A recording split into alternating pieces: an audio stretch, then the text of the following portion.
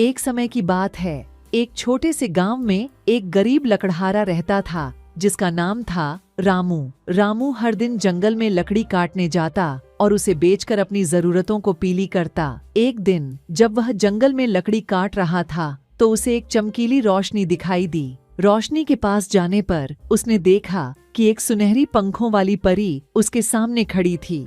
परी ने मुस्कुराते हुए कहा, रामू, तुम्हारी ईमानदारी और मेहनत से मैं बहुत प्रभावित हूँ। मैं तुम्हें एक वरदान देना चाहती हूँ। रामू ने आश्चर्य से पूछा, मुझे वरदान? लेकिन क्यों?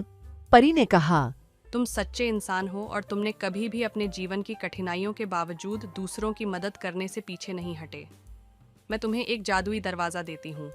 इस दरवाजे के अंदर एक रहस्यमयी दुनिया है जहाँ हर मनोकामना पूरी हो सकती है।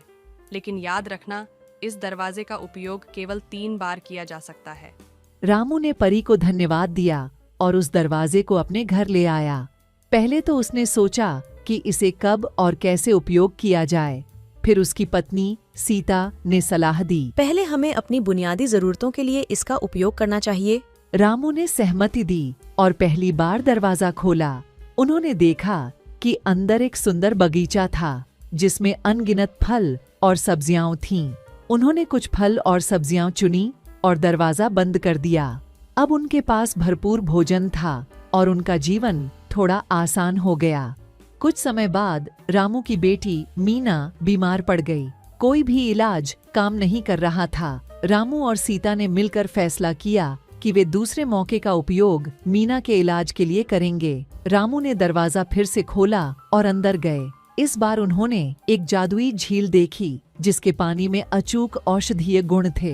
रामू ने झील से पानी लिया और मीना को पिलाया। राक्षस ने गांव के सभी लोगों को डरा कर भगा दिया।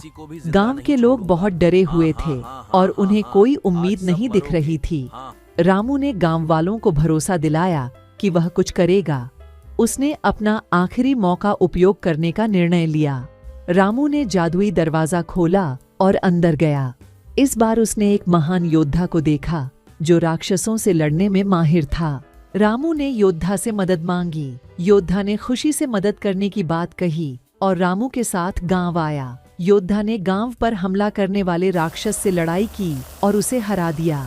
गांव के लोग बहुत खुश हुए और रामू की बहादुरी और समझदारी की तारीफ की। अब रामू ने अपना आखिरी मौका भी उपयोग कर लिया था, लेकिन उसने अपने गांव और अपने परिवार को बचा लिया था।